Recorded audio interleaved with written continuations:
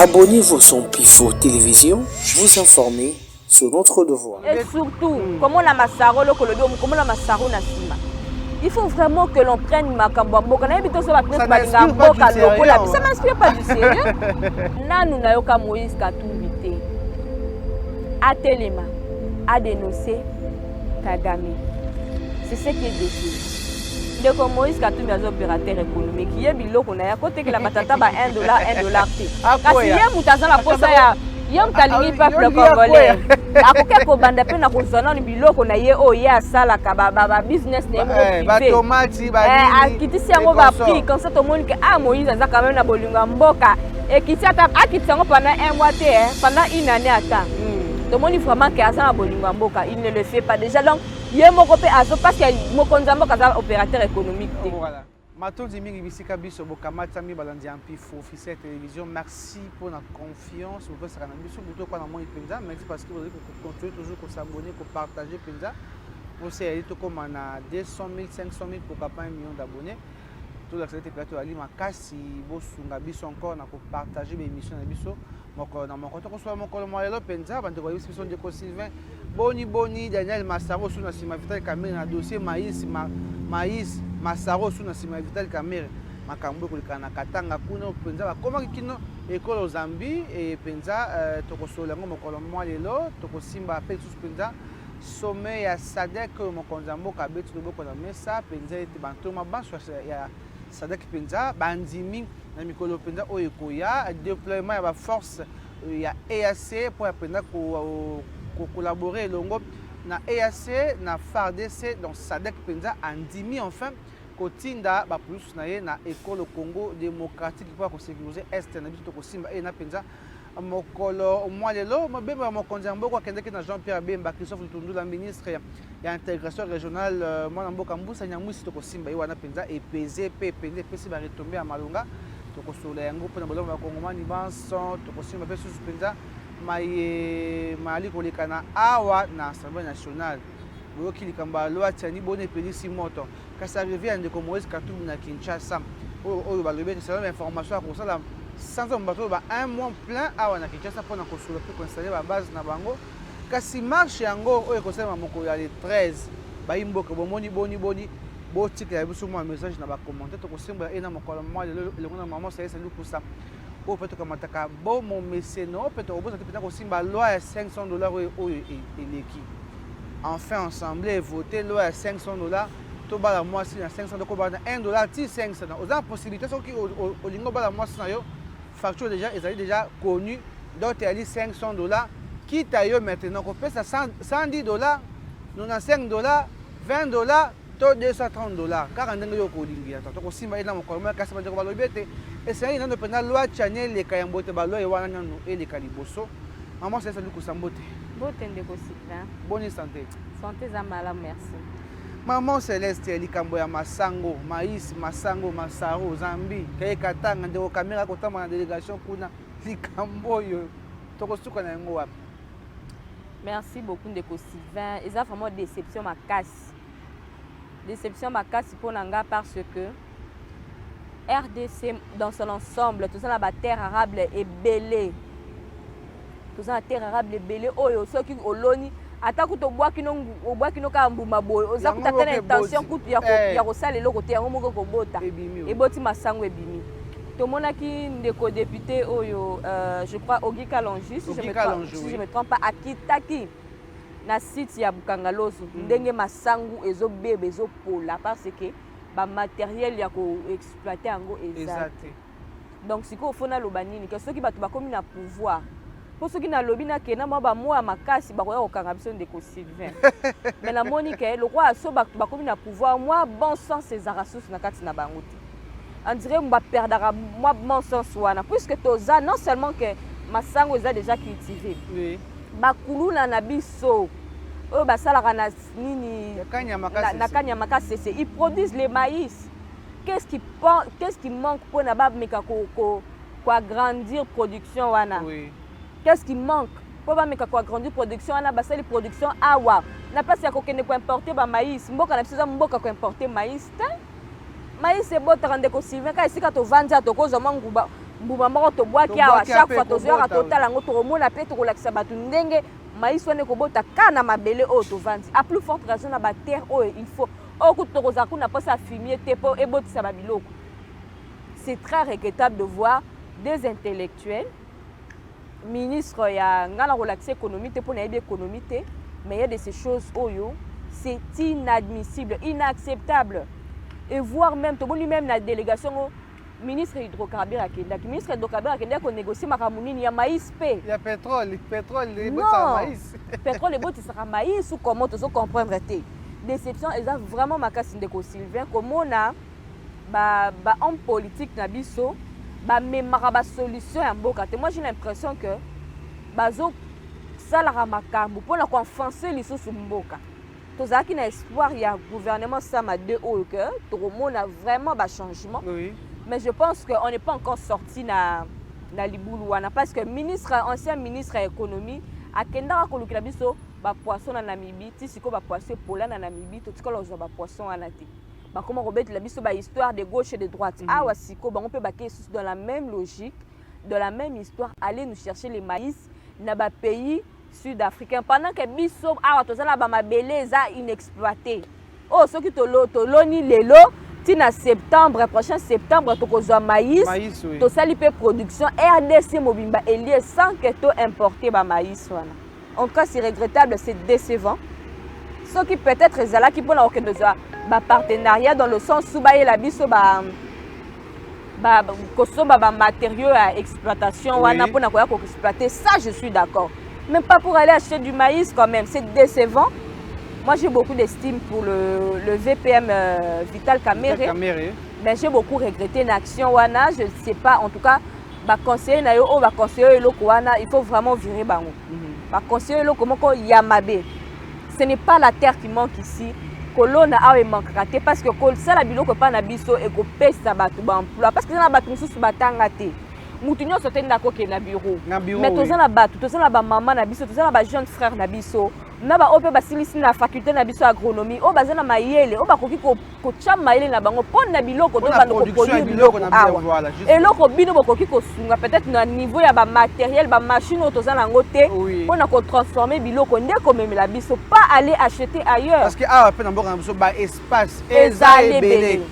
Donc c'est vraiment décevant comme on a yé vraiment akita aussi bas. Moi je pense que ba conseiller na bino biloko wana ce n'est pas. C'est très regrettable. Et surtout, comme on a Massaro, comme on a Massaro Nassima. Il faut vraiment que l'on prenne Makambo Mboka. Ça m'inspire pas du sérieux.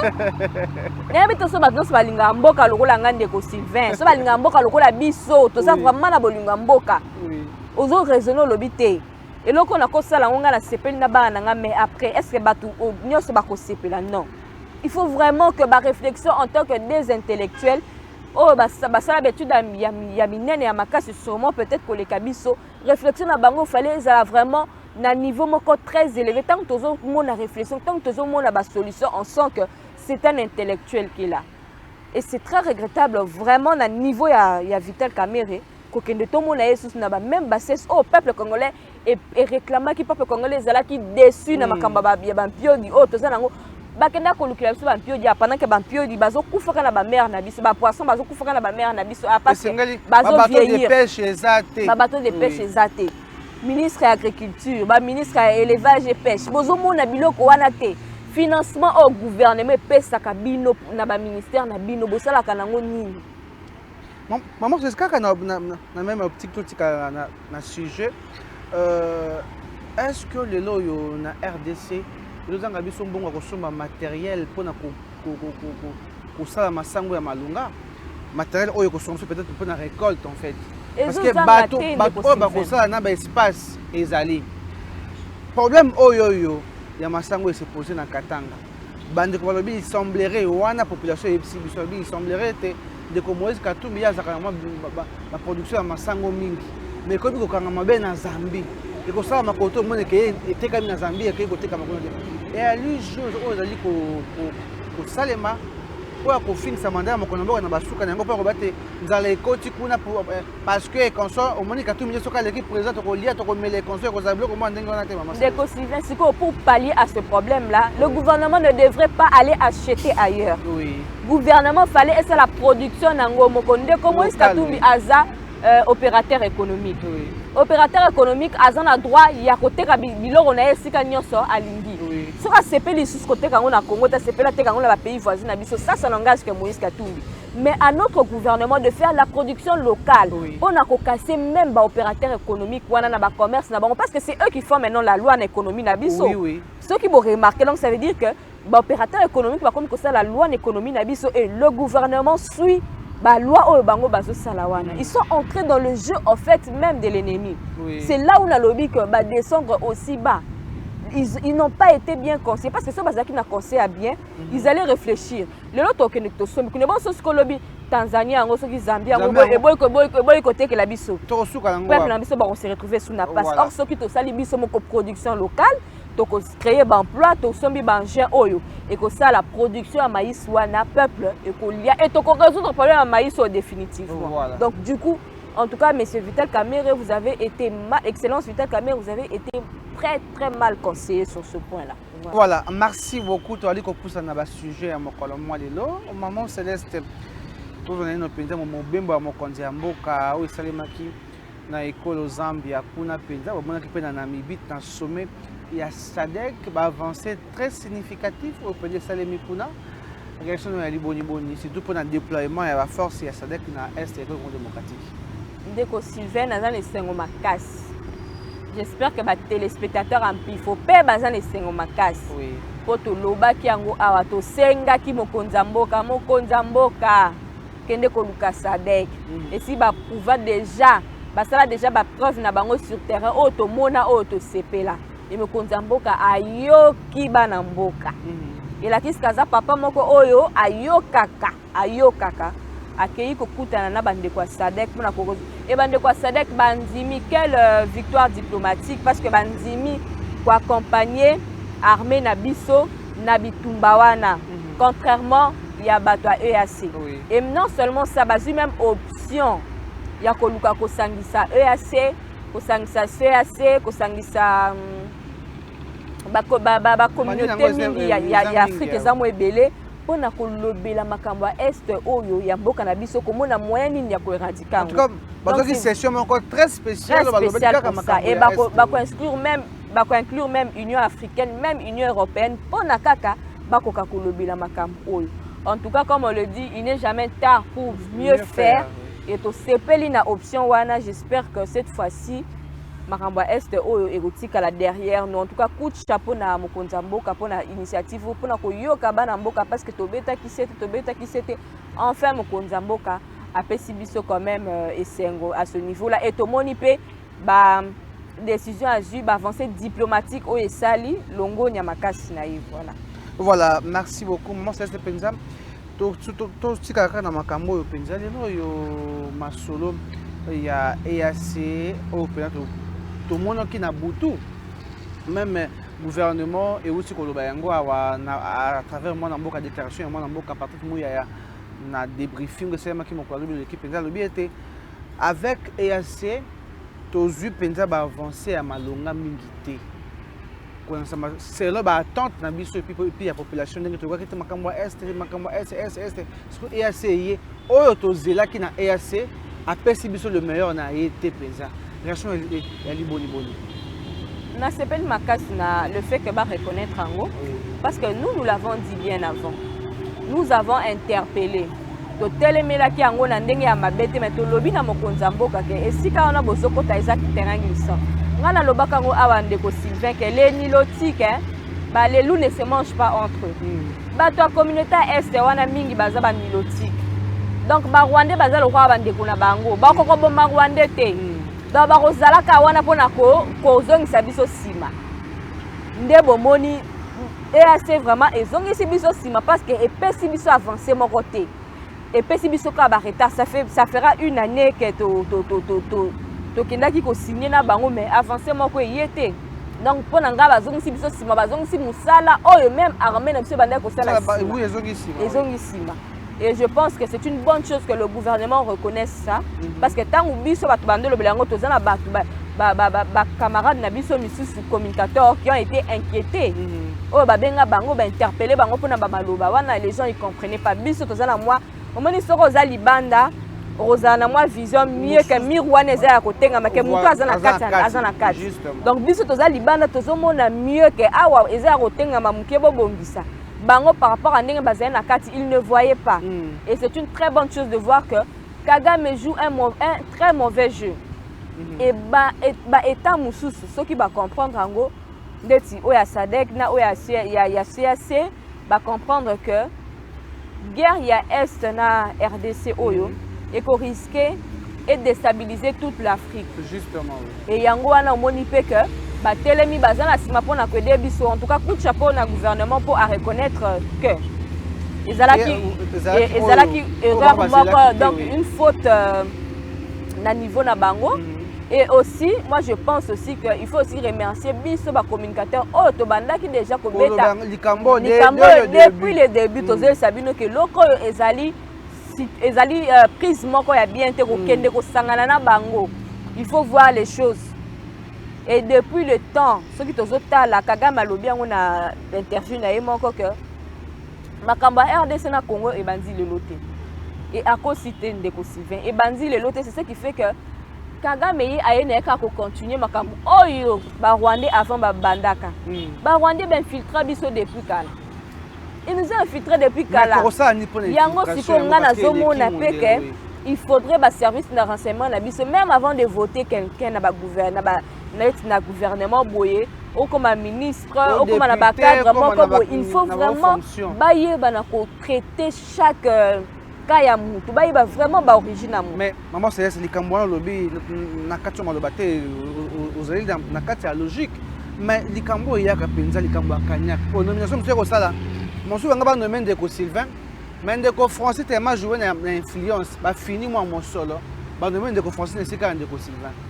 Bah Kawane Zali, même maintenant ils sont berés dans la nomination au Salama qui récemment pour la police, même cabinet mon conambore ezaki super ko ya au moins bato musu na ba poste musu ba okipa ki ezaki ba poste ngaki bango ba okipa ba poste wana te mais mangu ezo salema ndeti na makambo oyo olobi na ba ndeti na makambo police Ndeko Sylvain pour na ko lobela ngo e ko clore ngo qu'est-ce qui s'est passé président c'est ça là qui na note mususu donc au niveau de la police les gens ont joué à un sale jeu pour modifier les choses ce qu'on remarqué porte-parole à Mokonzamboka, Madame Tina Salama, tende mutaleka na kipo à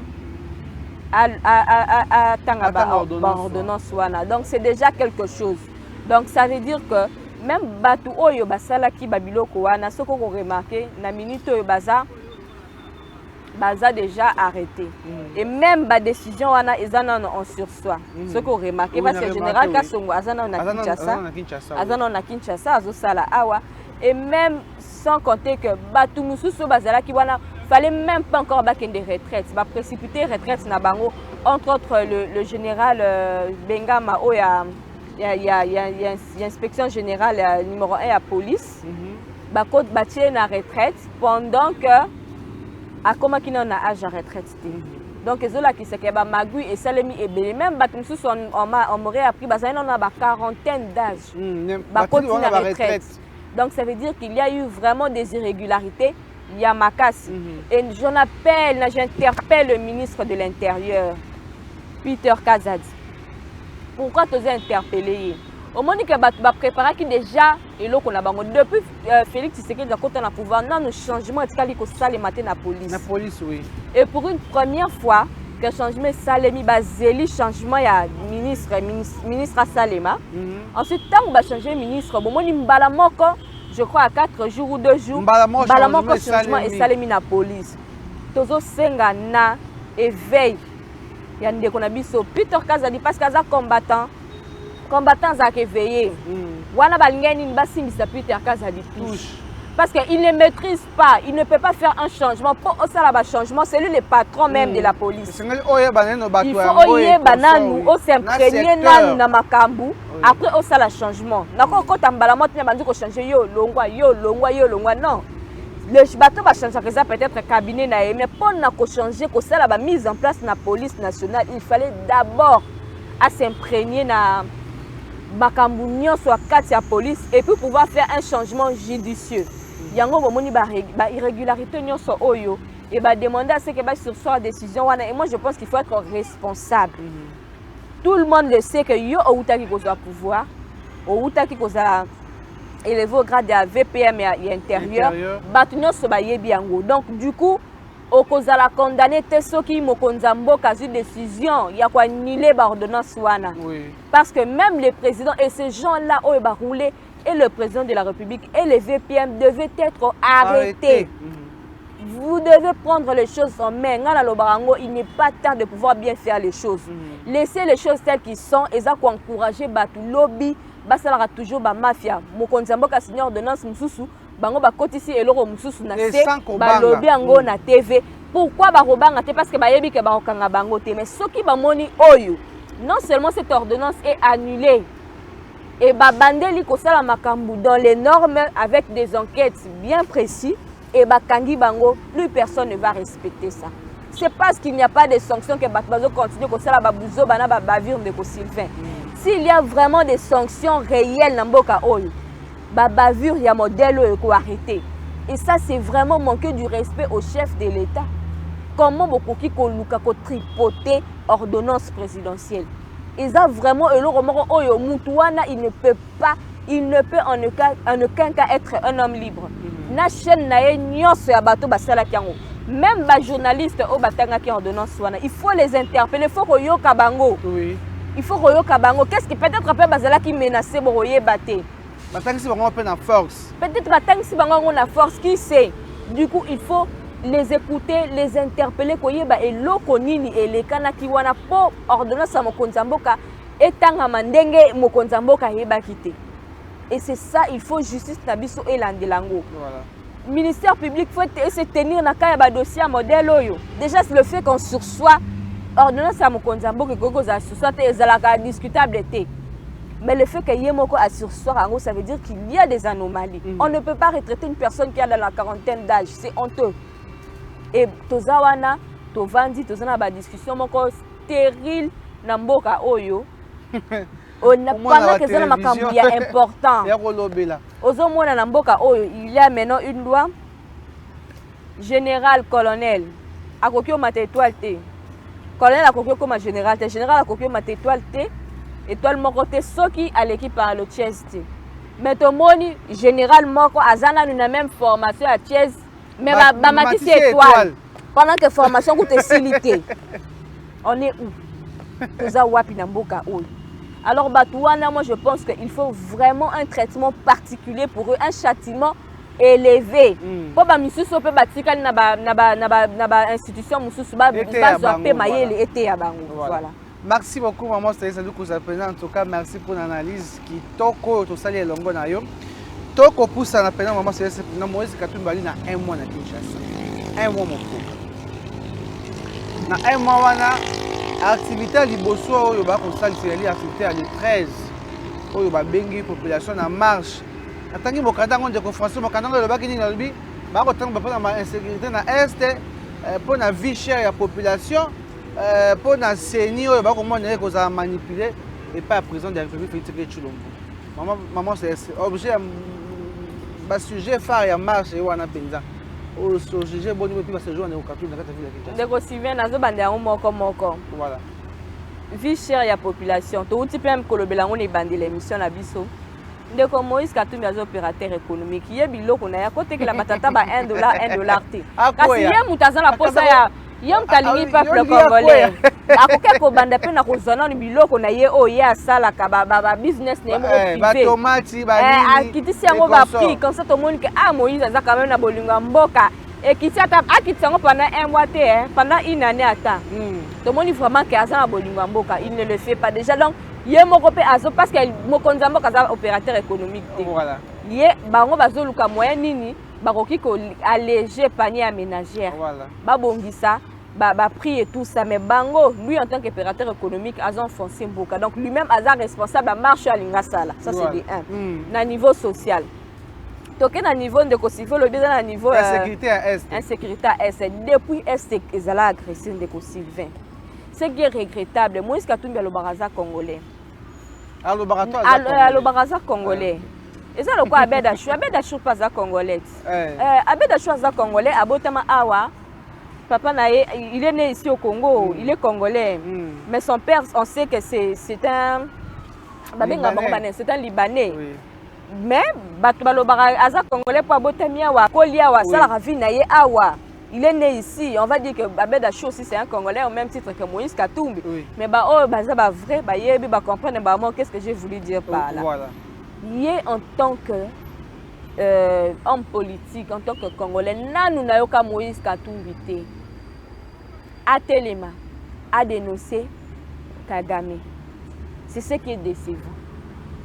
Kagame, la communauté, même l'État africain.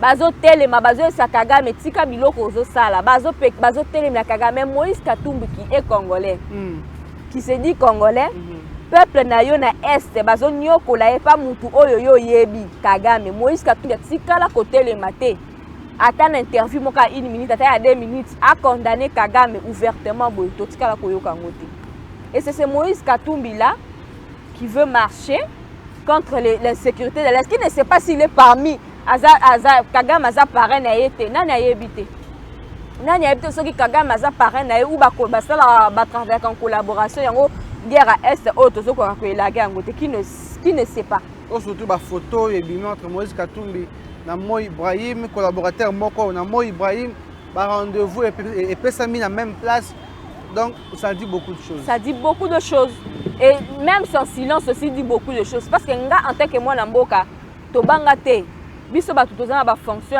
ya minene na mboko te to banga te awa na ba plateau na biso ko telemela Paul Kagame à plus forte raison Moïse Katumbi.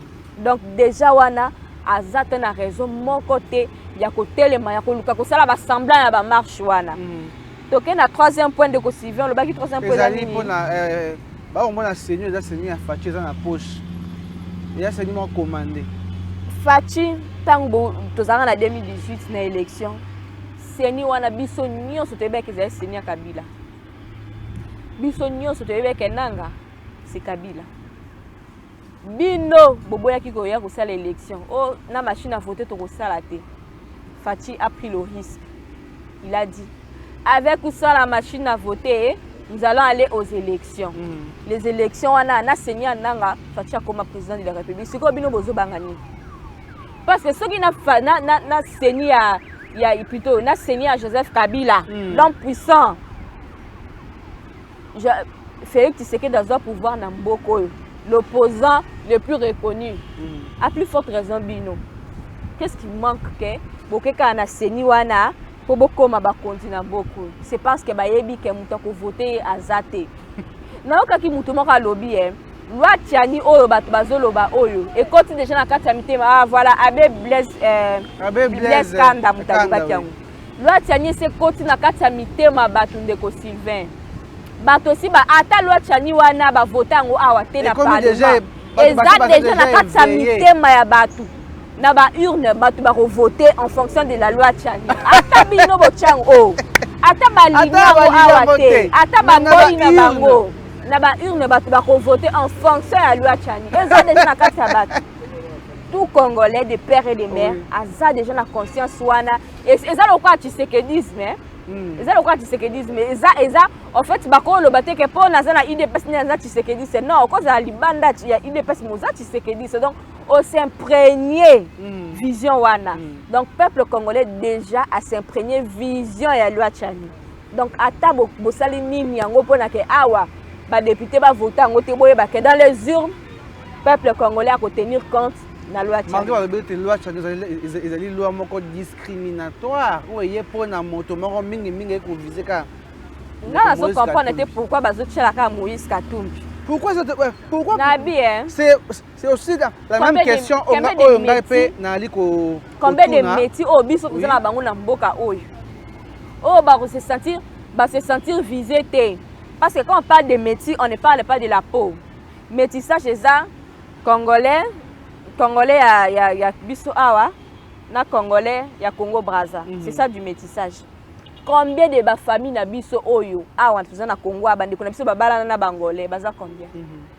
Combien de bande ko na biso oyo babala na bande ko na biso Congo Brazza? Oh baza pe kaka parce que soki tozolobela na beti sete ya po wana po bat bamona teke muto aza meti ezaka muto aza na moi po moko moi clair.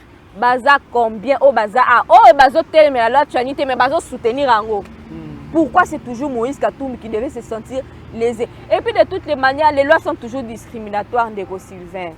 Partout, loi ceux qui vont voter en haut et qui discriminer toujours une certaine partie des personnes. Pour ça, on va se retrouver qu'à disqualifier.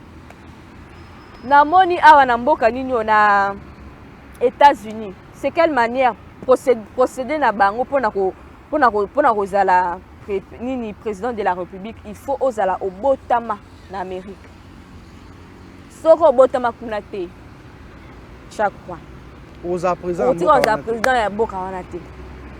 La preuve année bomonaki Obama akoma président ya République ya plutôt ya États-Unis. Pourquoi? Parce que ba nini na ye ba source na ye kenyenne mais azoki quand même pouvoir parce que la loi est chaki na ba état na ba condition wana. Mais comme banane par exemple bakokoza la bazaba américain mais babotama soki wapi bazi nationalité mususu bako comme président des États-Unis bako comme président des États-Unis. Et pourquoi Moïse Katumbi lelo loi oyo batie yango par rapport ya circonstances autres zanango bitumba o même Paul Kagame lobi oyo ebandi lelo te ebandi kala et cette loi a existé na ère Mobutu.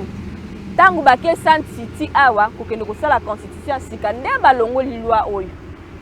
Elle a existé na ère Mobutu de pères et de mères comme Zaïrois. Ça existait tovana nango awa na mboko oyo ezalaka muta telemelango azalaka te.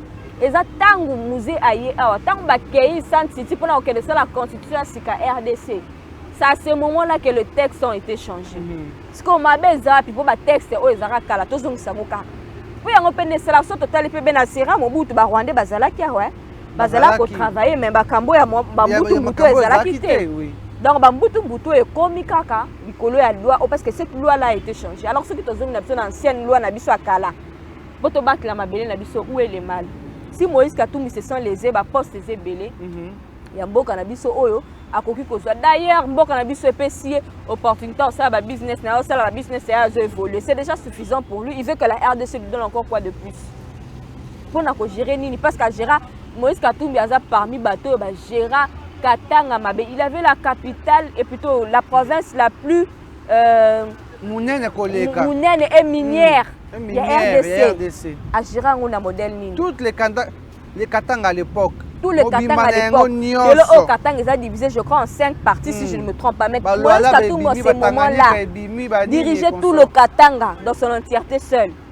À faire évoluer à Katanga. C'est comme si tu as dit que les RDC mobile, mais ça, qu'on perdre, moi, tout ce que ça n'a fuite, na mutu, comment. En tout cas, sur ce point-là, marche Nabango, ils ont déjà voué à l'échec, ils ont déjà échec. Bino moko pe bon mona nga na osenga na police na gouvernement central bo pekisa bango te botika bango basa marche na bango po ba prouver biso ke ba osala eloko pas ba pekisa bango ba bato mobilisaki bo pekisi biso ba ko bolsa Kinshasa to zela to mona ba Kinshasa ya ofele po biso to kinda ba marche ofele sambongo ya 105 000 francs transport sandini yo moko la mukina ndako lati ba basket na OK marche lati polo OK marche ça la paix ofele. Il n'y a pas de problème. Police est que ça va. On te bat que ça marche. On tout en pire quand on a tout vend la peine tout en pire quand on a tout aussi. Voilà. Voilà. Merci beaucoup Andeko Balanzi. Puis faut faire cette comme nous avons émission moi lelo et là qui vont penza maman c'est ça du coup ça autre chose peut-être bola ko mani ban songer nga to simbi peut-être bisika biso peut-être moi molongo bali kasto bossa le à $500. Baribi désormais c'est économie officielle. Bali nous c'est le bois au bas la mois on a $500. Prix officiel $500. So lingo balé na $85 yo. soko olingi na 15 dollars opesa mbongo mosusu nsima soko oza mpe kaka na 100 obi te 200 mosusu na opesa na nsima balaye na 300 ekoma odépendre kaka na yo ndeko Sylvain mpona eza mpe kaka bien lokwa tosisa na sujet oyo eza vraiment décevant hein? Parce que maintenant là bafamille africaine na biso toyebi toza baafricaine ebi sikoyo basikani baoke gonfle biloko na liste biloko mosusu esika basenga ntaba moko basenga bino 5 chèvres esika basenga liputa mibale basenga bino 7 super wax donc le problème tolongwe na problème le problème aussi moi je pense que loi wana fallait tenir compte basololango na ba chef coutumier tenir compte na ndenge nini ya faire équilibrer les choses parce que la minute mutu afuta $500 à dot mais mbongo ya kosomba ba liste mosusu à dot ça les $10,000 vous n'avez pas résolu le problème et na songi na ba député boto silisa de la même manière bo voter loi à $500 bo voter biso loi chanito zwa kimia merci beaucoup. Voilà, merci de comme la souke émission mon colo moi le tout temps comme ali ko ya merci de confiance capé na suma caméra maman c'est ce numéro de téléphone maloba souka to kabwana yo. Merci na bande kono Sampifo TV babenginga maman Céleste Kalamiko lebele merci na ko se soucier pour nanga numéro à contact plus 243 81 50 35 822. Merci na Francis Capé na sima caméra merci pe na yo ndeko Sylvain de Boyambinga merci beaucoup. Voilà. Merci na bande comment on va continuer pour s'abonner pour partager pour que l'émission en biso tout le temps mi comme ali ko ya merci na Roland Gonda bosika voilà.